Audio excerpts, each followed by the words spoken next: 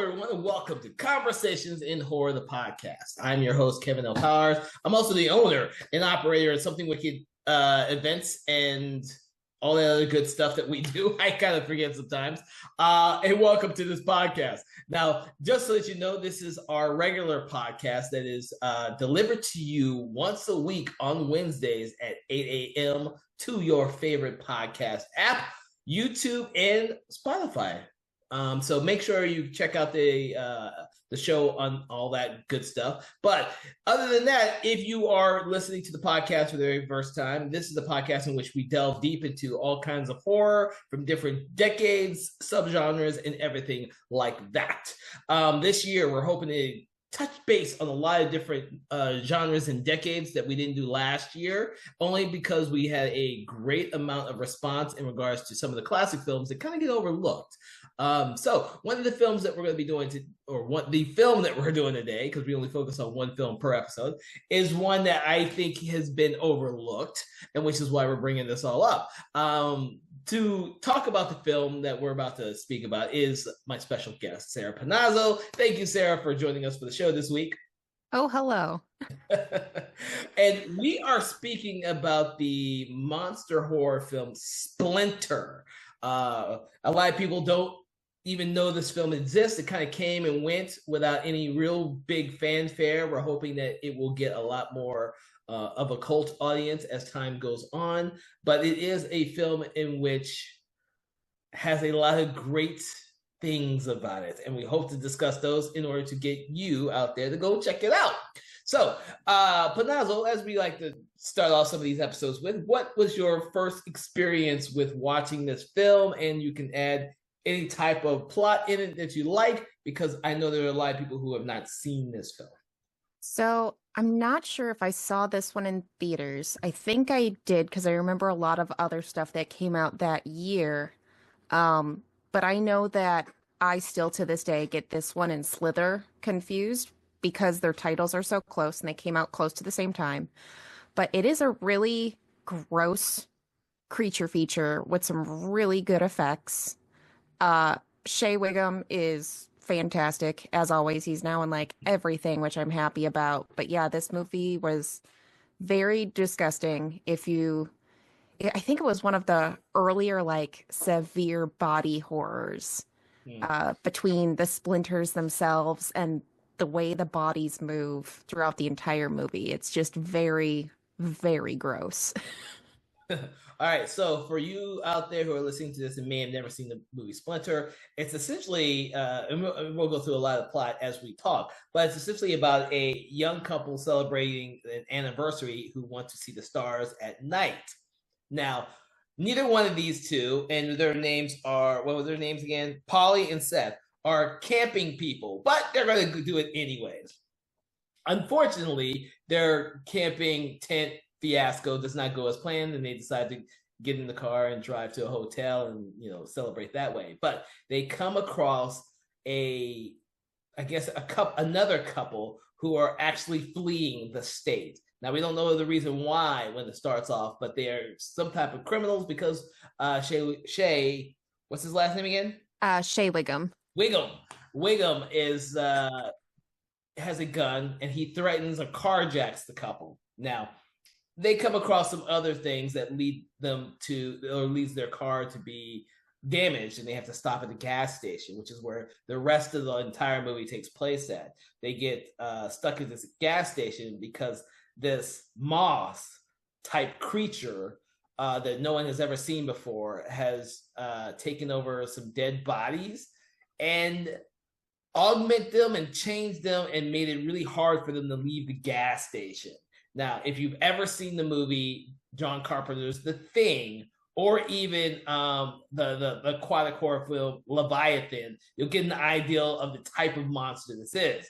It's ever changing, ever evolving. It's taking body parts from other people and stitching them together. The individual body parts are active. Like there's like the whole hand puppet thing. And I know that a lot of this was practical. I think there was like one CGI monster, and that's because it like hits a windshield or jumps into the windshield. But the rest of it is all like puppeteering and practical effects, which is really gross. I know they used a couple of like gymnasts and contortionists and stuff like that to bend the bodies in certain ways because it is truly awful in certain parts. Watching like arms bend backwards, legs bend backwards. I mean, it's disgusting. Well, that's why I make really good reference to those two movies because The Thing obviously is probably the film that most people will associate with it because Yes, even absolutely. Leviathan is not as well loved as I would love people to love it. But it's a very similar type of situation where body parts get changed and augmented based on the moss that takes these people over. And it's really cool the way the moss is actually depicted as these splinters or shards that stick out of every orifice in the blood as it's they call it the blood that it goes after or feeds on. Yeah. Yeah, So it was really interesting the first time I watched this, and even watching this again, I always think like, is it a demonic porcupine? Because these splinters are just everywhere and they're just always breathing. But then the scenes where they show the splinters themselves like feeding on the blood and just being absolutely disgusting. And it like excretes its own like black oily substance that gets on everything. So throughout the entire movie, you're not even just dealing with these disgusting creatures, but you're dealing with this like black slime that's covering everything, and you're watching people slowly be infected through their bloodstreams and the splinters that are just sprouting out everywhere and sticking out of tires and arms and everything else. It's not for people who don't like being impaled, even no, by splinters.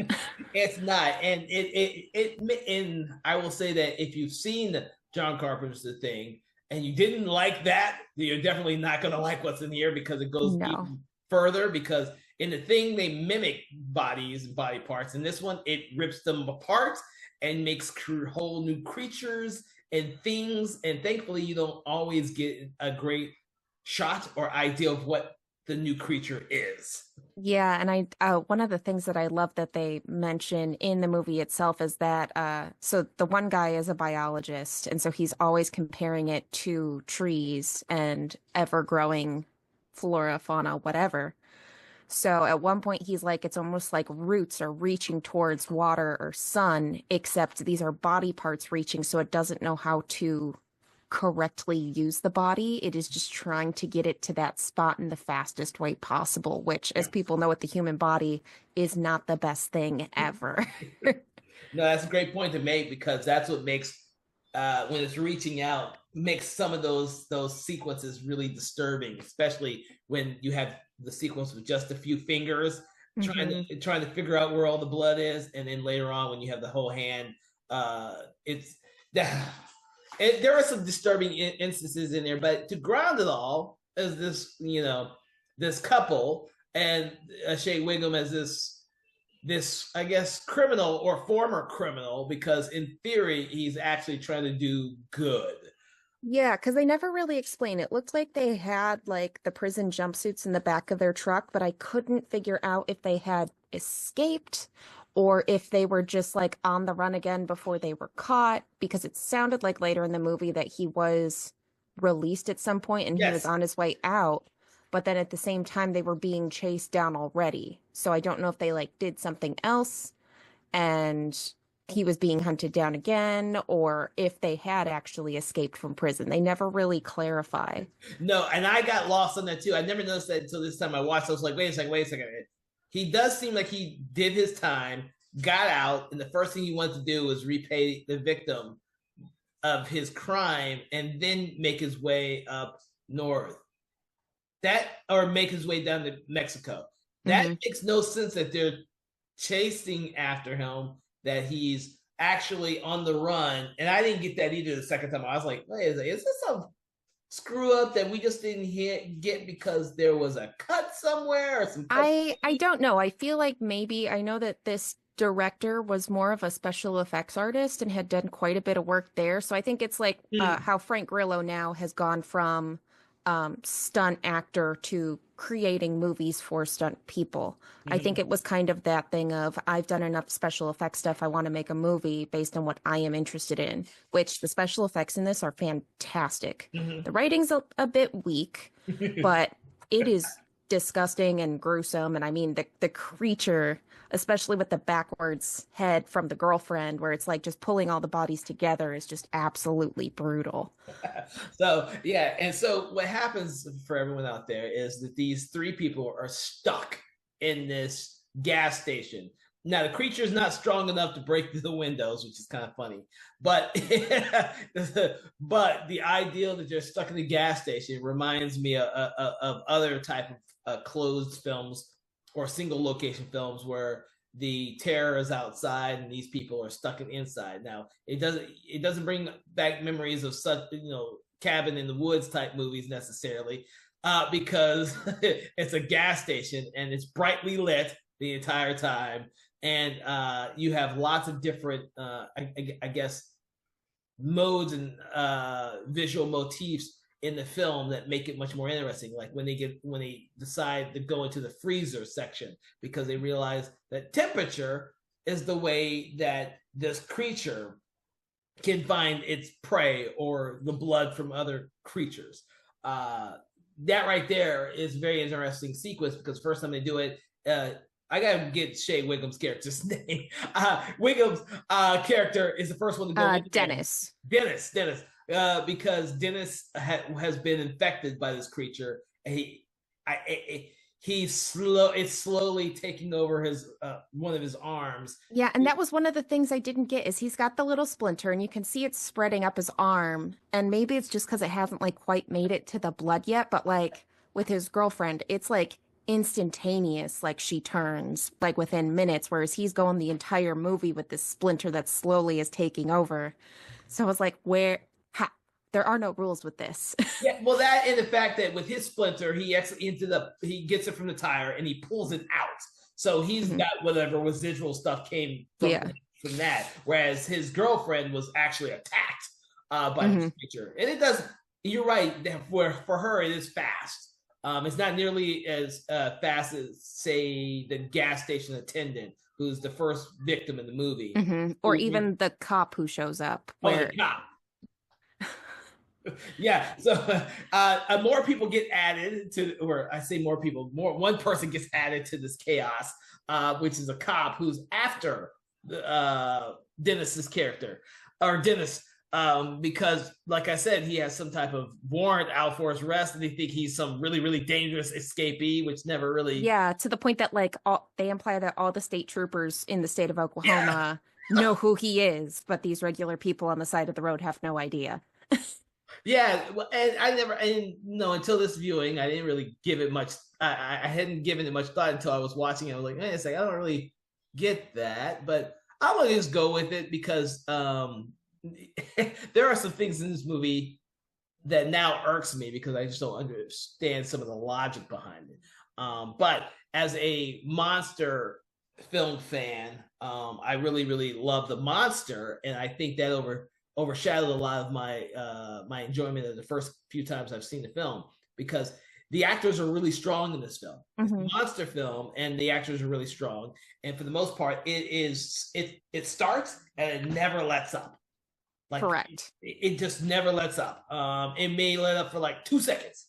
Yeah, and then all of a sudden they need to like cut somebody's arm off, or they're battling another section of the monster that has broken off and is trying to rejoin with the rest of it. Yeah. Because like there's so much that can go wrong with this movie, which is there's a lot of thinking, but a lot of non-thinking. Like they're like, oh, well, let's beat it. And then it like comes back to life. And they're like, okay, well, that's a thing. And so they start hitting it to separate it. And then it's all the individual separated pieces coming at it. And they still keep doing this over and over again. Like, well, if we keep separating it, maybe it'll die eventually. And it's like, it hasn't the first like 3 times it's done it.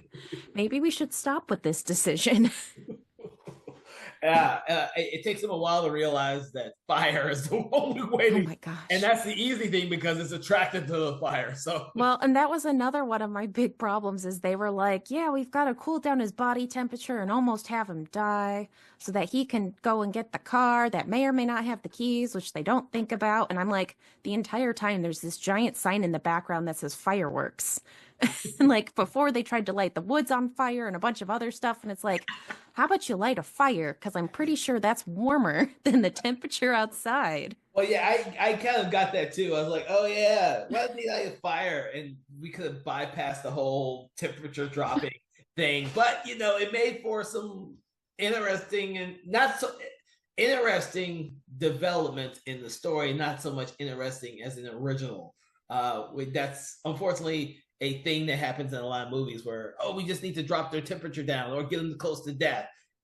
You know, Well, um, and at the same time, thinking at it from a realistic perspective, a lot of people aren't in their right minds when they're in situations such as these and they're not thinking correctly. So who's to say what we would or would not do in the same situation? Oh man, the first I think it was I think it was the Polly's idea was just burn the woods in the backyard to attract it, and then of course Seth says, "Well, we could burn. We don't know how the wind's gonna blow. It might burn back on us." I was like, if you attract the monster in the back, run through the front. Well, and then like how they light everything on fire and they're like, okay, well, let's run away from the fire instead of like, let's stay here and wait for the fire trucks and have somebody rescue us. Let's like just try and run away. Yeah, I mean that's what I hate the logic wise. My thing was okay, let's burn the back, let it go to the back, let us run to the front. Exactly. Even if we don't have a car that works, we run to the front. Although I'm trying to remember why they didn't use the police car. It didn't have the keys in it. Oh, that's right. Okay. Yeah. Okay. So learn to hotwire cars, kids. It'll save you. Especially the horror movie. Oh my god. But no, I mean, going back to how you were saying it's like a single location, I think that's what like kind of overshadowed this one in the theaters because the year before we had The Mist, which was kind of similar. A bunch of monsters keep people trapped inside a grocery store. So you're in the one location for most of the film. And then there were so many other re-releases in 2008 and we had like Cloverfield and stuff like that that came out that year. Those were the big monster movies compared to this, which is a little tiny indie thing. So I feel like it was overshadowed the year that it came out as well as the years before and after it. Yep. Yeah, and I don't remember if the movie went to the theater or if it was a limited release or what. I think it was a very small release because the box office was only $510,000. Okay, so that was that was probably definitely a limited release. I'm a little surprised though, but not surprised. A lot of great Yeah. horror films get a small limited release. Probably played in New York or L.A., and that was probably about it. And then Yeah, I because remember, it was in a couple of like horror film festivals where it was like almost it was nominated for a ton of awards, but yeah, it never really got wide release compared to some of the other big ones. And I mean, there's even some other indie films that came out in 2008, like Lake Mungo and Mhm. That was part of what the is it? And Master. Eden Lake. Like you've got these little tiny indie movies that have exploded since then and have become like renowned and cult classics, whereas this has still stayed very small, surprisingly. Yeah, I actually like Lake Mungo. Yeah, I have not seen Eden Lake yet. I just realized it is very messed up. it is on my list. It's been on my list for a long time, but sometimes you forget about some of the older films as you're Oh yeah. watching a lot of the newer films. But that one's been on my list for a long time. Splinter, I read about in some horror magazine. That's how I got on my radar. I know between Rue Morgue and Fangoria and all the other ones out there. I can't remember where I read about it, but I remember reading about it, and that's why I saw it when it came out on DVD because that was DVD and not streaming. Hmm. So I know I saw it as soon as it came out, but it was one of those films where I just don't remember much about its release. because of how small it probably was. So. Yeah, and I mean, like I said, there was a lot that came out that year. You had Cloverfield near the beginning of the year, which was huge. I mean, the uh marketing for that alone was ridiculous. But then you get the eco horror, The Happening that year too. So people were probably a little over eco horror. You got this Which is very much what one could be considered, right? exactly. And then you got like The Strangers, which was huge that year. I mean, there was a lot of stuff that came out that was really big and it was either really good or really bad, but it was big either way. I mean, even The Ruins came out that year. Oh, Um, so I feel like it probably got overshadowed by some of these bigger films, mhm. especially for a single little location. We're gonna leave those single locations to Frank Darabont. He's really good at them. I mean, I love single location movies. I mean, The Hateful Eight is one of my favorites. A horror film in its own way, as graphic as it is. Yes. But I also love it. So don't think I don't love that movie. I love that movie as well. Do you have any ideas of why? I want to delve since we've gone over the plot and everything like that, and we also gone over some of the stuff that, some of the reasons why we think it may not have done as well as it could have. Do you actually think that this is a film in which it deserves to be more recognized because of the monster aspects? I know I keep bringing up monster films in our podcast as a subgenre that doesn't get enough love or credit in the horror genre community as a whole. And this is one of those films where people may have looked at it and said, "Oh, this is just like The Thing. Why am I watching this?"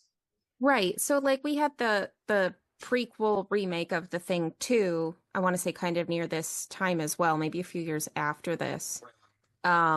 But yeah, I mean, looking at it because we were talking about it the other day, there aren't a ton of like actual monster Mm. movies in the 2000s. Like a lot of them are listed, but it's like Constantine. I wouldn't consider that a monster movie. That's an angels demons movie.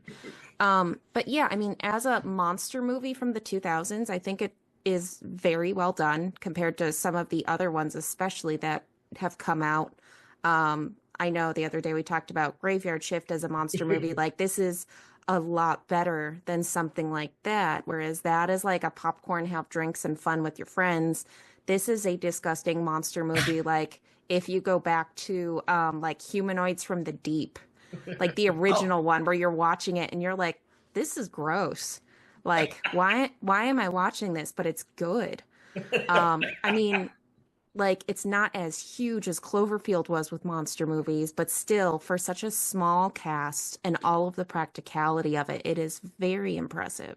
yeah, it is impressive. And the thing I really liked about this film is, even though there's a huge monster with multiple people, amalgamated together, that what you mostly see as the viewer of the film is the smaller creatures, and they're just as dangerous, if not as more so, than the bigger monster that's waiting for them outside. Yeah, it's like the scene, like you keep saying, it's like the scene in The Thing where you've got the dog monster, where you Mm-hmm. are seeing bits and pieces of it in quick little bites. So you never get the full spectrum of what it actually is. So you get these little bits and pieces that are absolutely gross, or you might see it in a quick burst as it bursts across screen or whatever else. But mostly you are not seeing the entire monster, which is what I'm a huge fan of. Like, leave more to the imagination because it's going to be so much worse than what you can show on screen most times. Unless you're watching, of course, John Carpenter's In the Mouth of Madness, then of course you really want to see the monsters a little bit more. I know. That is one movie I don't want them to remake, but I want to just to see how messed up they can make it. uh, Like, and even keep the same cast. I would be so excited. Like, give it to Guillermo del Toro.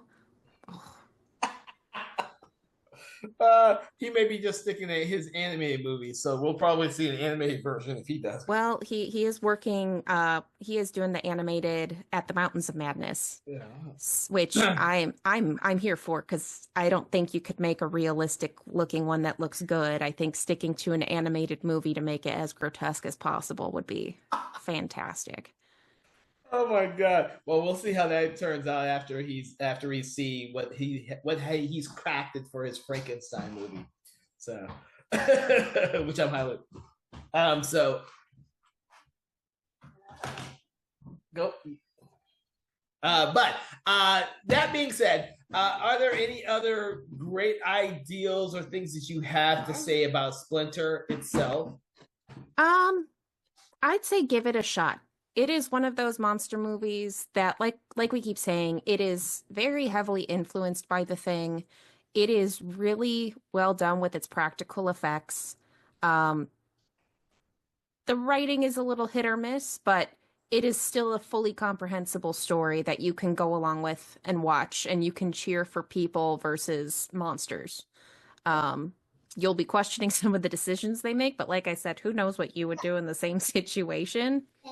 But yeah, it is not for the faint of heart when it comes to like body twisting and broken bones. It is Yes. quite disgusting. Yes, it is. And I'm a huge fan of these type of movies. As I've said, I've mentioned both John Carpenter's The Thing and Leviathan, which is another criminally overlooked film. But the thing about Splinter is that besides having a great monster, it's something new and different.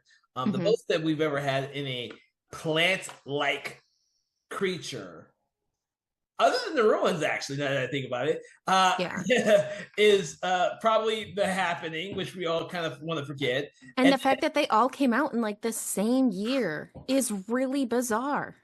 Yeah. And you know the sequence in Creepshow. I mean, yes, I can't think of that. It's not done that often, and I'm hoping that doesn't also scare people away, because those type of ecological horror films are very interesting. They're not done that often because obviously they're not really all that successful.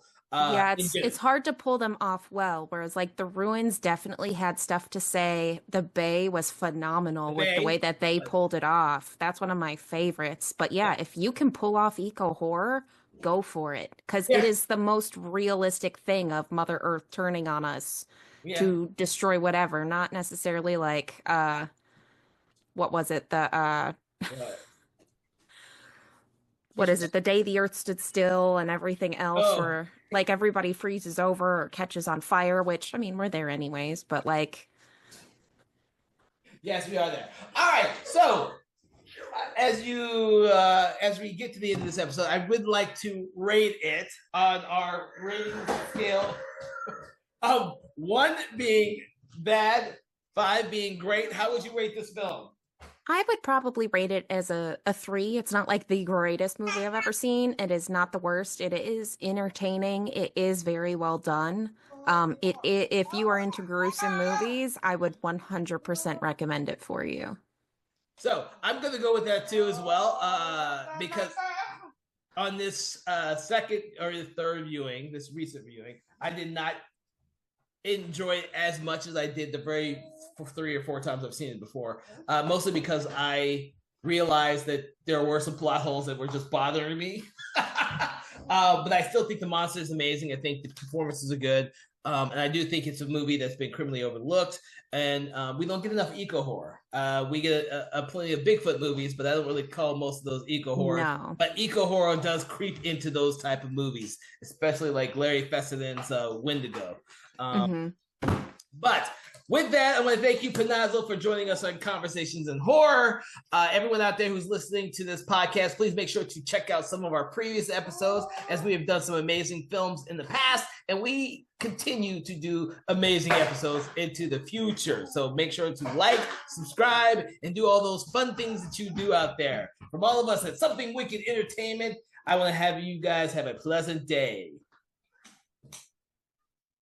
Conversations in Horror is a Broken Lighthouse Pictures production, written, produced, and directed by Kevin L. Powers, executive producer Kelly A. Inoka. All contents and material from this episode of Conversations in Horror is copyright 2025 Broken Lighthouse Pictures.